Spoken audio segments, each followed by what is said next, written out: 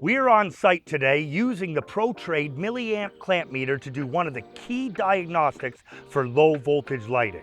Hi, my name's Shawn, one of the coaches on the SiteOne training team, and today we're looking at how to diagnose for secondary amperage. In order to do this, we've got to ensure our Milliamp clamp meter is in the amp AC position.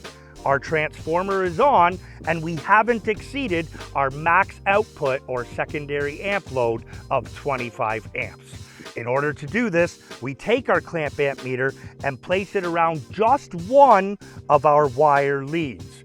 Our reading will be indicated here.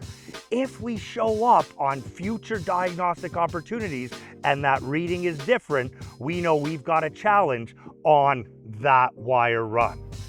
Hope this gets you up and running quicker. For more information on any low voltage item or to pick up your Milliamp clamp meter today, come into SiteOne or see SiteOne.com.